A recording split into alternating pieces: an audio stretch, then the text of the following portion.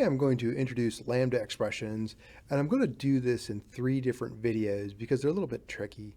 So Lambdas allow a programmer to create independent blocks of code that can run without a class. So they can take parameters, return a value, and they were introduced in Java 8. So if you have Java 8 or above, you're going to be okay. Let's take a look at our project. I have project 28 lambdas, a single package, a single class, and in the class, a main method.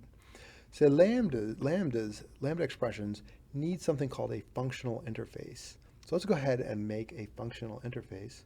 Go to your project, your package, right click on the package, new, and then we'll make a regular interface. I'm going to call this string function. And now in order to make this a functional interface, you need one unimplemented one abstract method. So I'll say public string run, and I'm going to pass in a string as a parameter, right? So now this is a functional interface.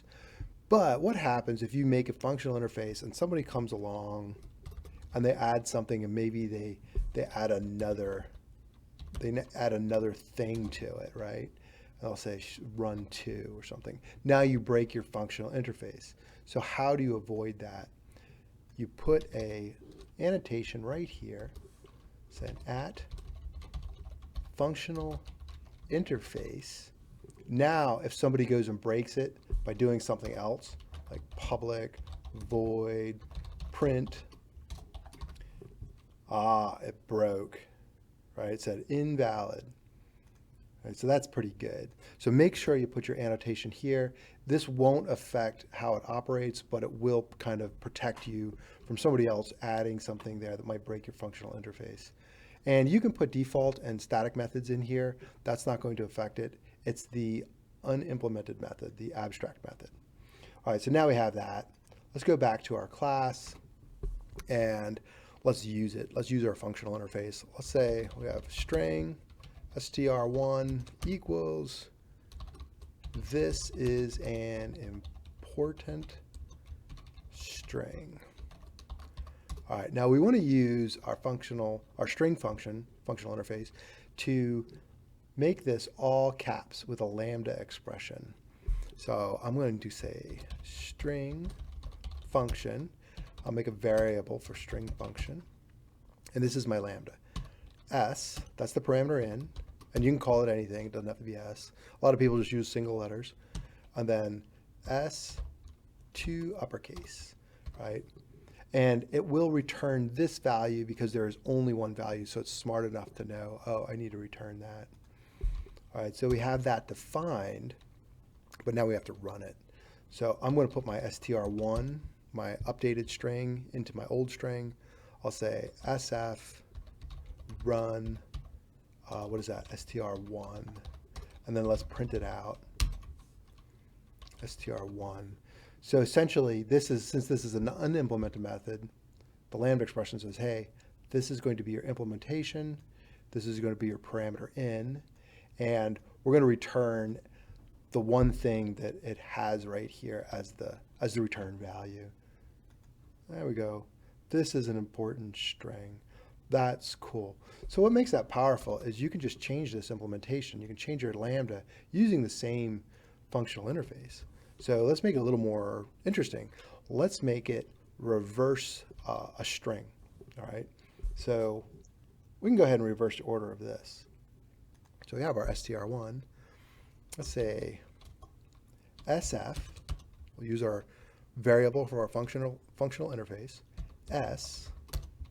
And I'm going to say new string builder S reverse to string, because we have to return a string. We can't return a string builder.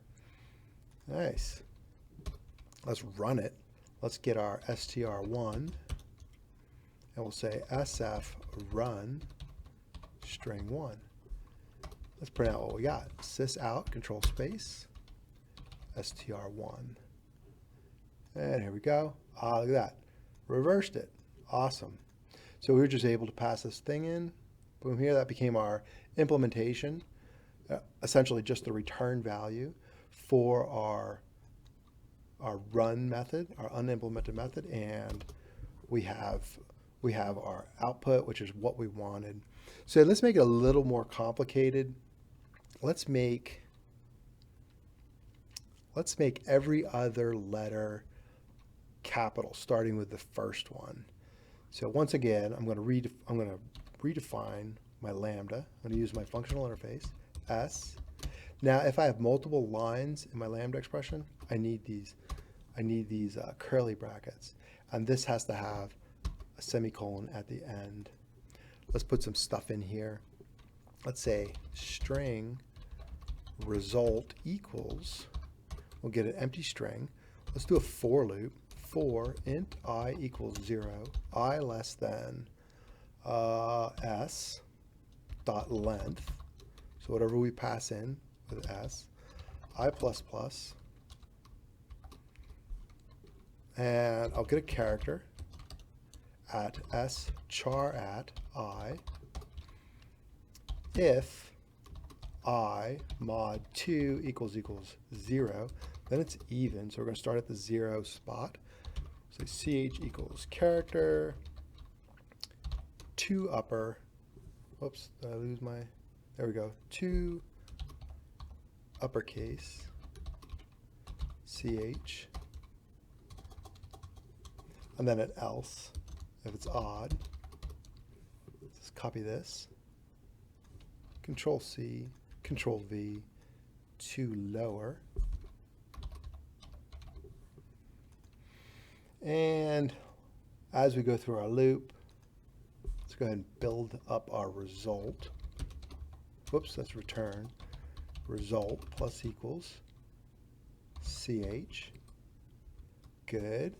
And then we'll return result. There. So that's a little bit more complicated. We have a whole block of code right in here. Once we get down here, let's get our str1 sf run str1. So that will make every other letter in our reversed string here capital, starting with the first one. And let's print it out. Sys out, str1. There we go.